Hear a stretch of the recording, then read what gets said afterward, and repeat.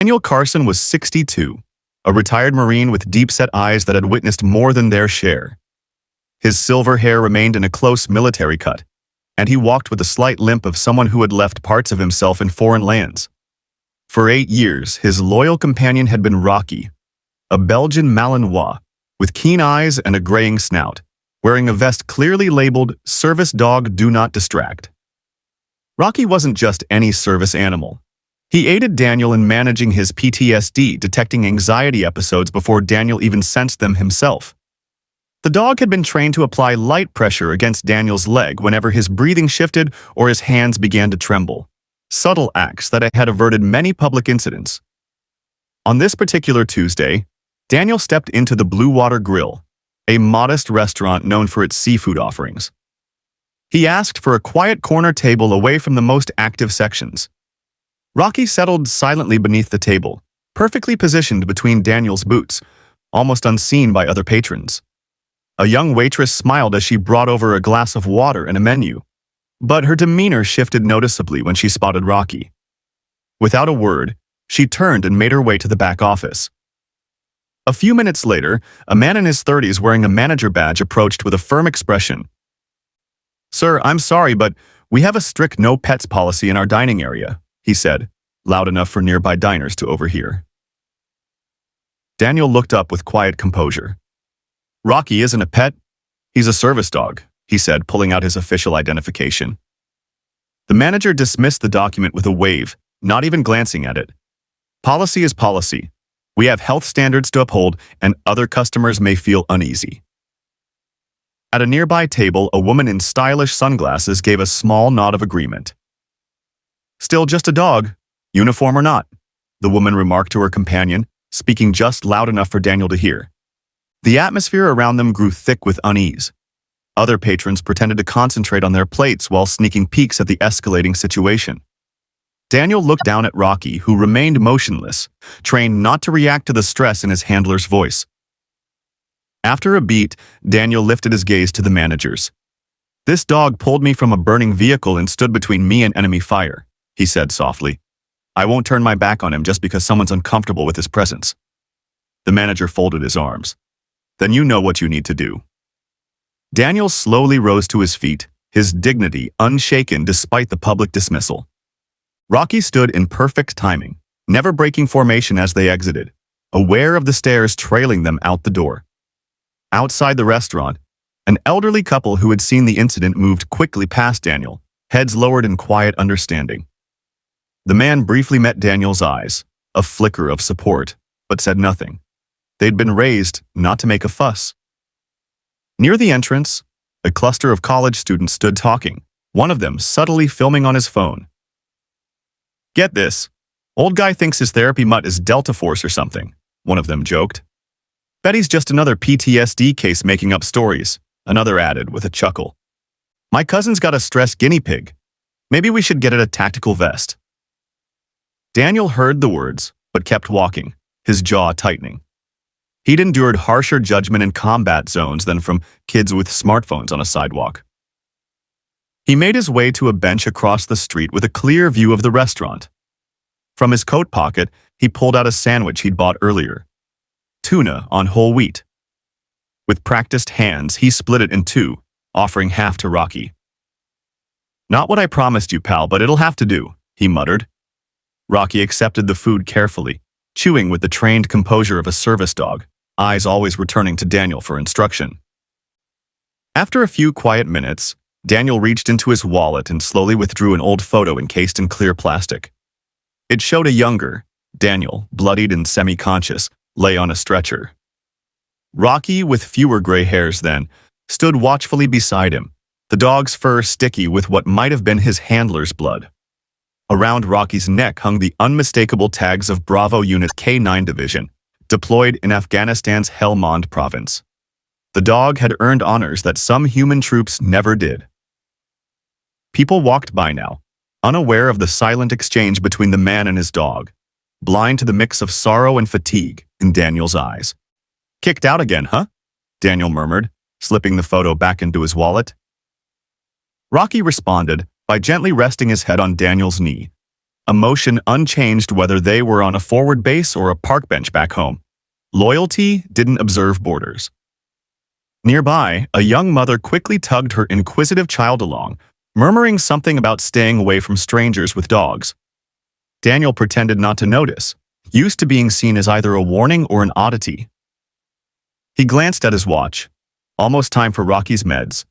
The dog had taken shrapnel in the same explosion that tore through Daniel's leg. They shared pain relief the same way they shared everything else. As they sat, a city bus rolled past with an ad plastered on the side. Honor our veterans. They fought for your freedom. Daniel noted the irony. Rocky can't talk, he said aloud, but he saved lives, and he never once left my side. Whether it was bullets, judgment, or mockery, he faced it all with Daniel. If you think a four-legged soldier deserves respect, type Rocky. 2 hours later, inside the Blue Water Grill, the lunch crowd was thinning when the door opened. 5 men in full Marine dress blues walked in with military precision. They didn't scan for seats. They didn't look at the specials. They moved in formation straight to the host stand. Conversations hushed as customers noticed the uniforms. A child pointed. A man lowered his phone, forgetting his call. The lead Marine, a captain with Macmillan stitched above his ribbons, approached the counter and held out his military ID. I'm Captain James Macmillan, commanding officer of Bravo Unit, 1st Marine Special Operations Battalion. I'm looking for Daniel Carson and his service dog, Rocky. The manager from earlier stepped out of the back, his eyes widening at the sight. They left, he stammered, suddenly aware of the phones now aimed in his direction. A couple hours ago. Captain Macmillan's expression remained level, but his voice carried across the quieted room. Mr. Carson saved 4 of my men during a surprise attack near Kandahar. His dog, Rocky, has more confirmed saves than most field medics. Rocky is listed as a sergeant in our records and was awarded the Navy and Marine Corps Medal. He paused, letting the statement settle. And your restaurant denied service to an American hero. No one moved. The woman who had made the earlier remark about military dogs now stared into her drink, cheeks flushed. A waiter stood frozen mid-pour, the pitcher still tilted. One Marine held up his phone. We're issuing a bulletin through our Veteran Support Network. 15,000 members across the state, just so they know how veterans are treated here. The manager stepped forward, palms raised. There's been a mix-up. We had no idea. That's the issue, sir, Captain Macmillan cut in. You shouldn't need to know someone's service history to treat them with human decency. None of the Marines shouted. They didn't issue demands. Captain Macmillan quietly placed a framed picture on the counter. Rocky in full tactical gear surrounded by his team. The word brother was etched beneath. Then they turned and walked out. As they exited, the diners, seen through the window, Daniel and Rocky sat inside an old pickup truck across the street, unaware of what had just occurred. The youngest server, a college student who had silently witnessed the earlier dispute, reached behind the counter for a takeout box. She quickly filled it with the day's special, added a slice of pie, and hurried out, crossing over to Daniel's truck. She held out the meal, a handwritten message tucked beneath the twine. We were wrong. Please let us try to make it right. Daniel looked at her, then at the restaurant, where people now gathered by the windows watching. After a brief pause, he accepted the gift with a nod. Not a forgiveness or reproach, but a quiet recognition that someone was trying to make things right. As the young woman turned to leave, she heard him say to Rocky, "What do you think, buddy? Should we give them another shot?" The dog's tail moved once, a soldier's cautious gesture toward the idea of a truce. A week later, a new sign was posted in the Blue Water Grill's front window. We proudly welcome all veterans and their service companions. Below it hung a framed collage of military working dogs from American wars, spanning from World War II to the war in Afghanistan. Outside the restaurant, the local veterans group hosted a modest ceremony, presenting Rocky with a commemorative medal that read, "Four-legged warrior above and beyond." Rocky stayed perfectly poised through the entire event, only moving when Daniel gave the release signal. Children from a nearby school had made cards thanking Daniel and Rocky for their service. One young boy approached carefully, eyes wide, and looked up at Daniel. "Does he understand when people say thank you?" the child asked, pointing toward Rocky. Daniel lowered himself, despite the stiffness in his leg. "He doesn't need words," he answered. "He just needs to be near the ones who remember what he's done." The restaurant's manager stepped down the day after the Marines had visited, leaving behind a handwritten note for the owner. "Thank you for showing me what textbooks never could. Respect isn't just about rules. It's about recognizing value in others." The owner, whose father served in Vietnam, introduced a new policy. All staff would now complete mandatory training on service animals and the Americans with Disabilities Act. More importantly, she organized monthly community dinners where local veterans could share their experiences. Daniel and Rocky became regular attendees, always seated at the same corner table, now marked by a small American flag and a plaque that read, "Daniel and Rocky Bravo Team, never forgotten." The college student who had recorded the original incident approached their table one evening, phone in hand, but this time not recording. "I deleted that video," he said awkwardly. "And I wanted to say, my brother just joined the military. I'd want someone to treat him with respect if—" He trailed off, unable to finish. Daniel simply extended his hand. "Then be that person, for someone else." Rocky still performed his duties faithfully, constantly on alert for early signs of Daniel's PTSD even in his senior years. One afternoon, when a car backfired outside, Daniel's hands began to tremble uncontrollably. Rocky instantly leaned against his leg, grounding him.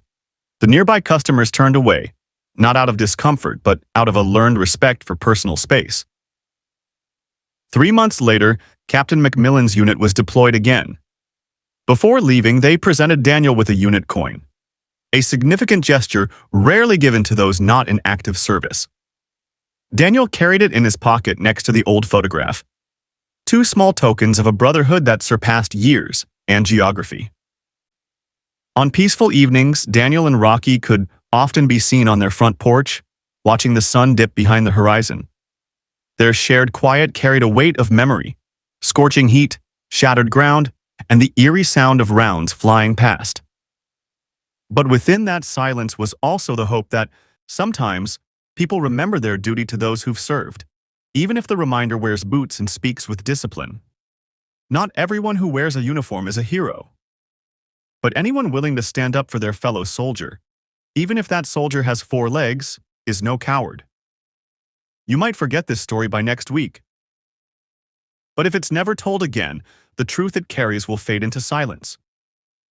Subscribe to Incredible Stories, where justice, compassion, and memory are honored to the final chapter. I'll call security if you don't leave with that dog.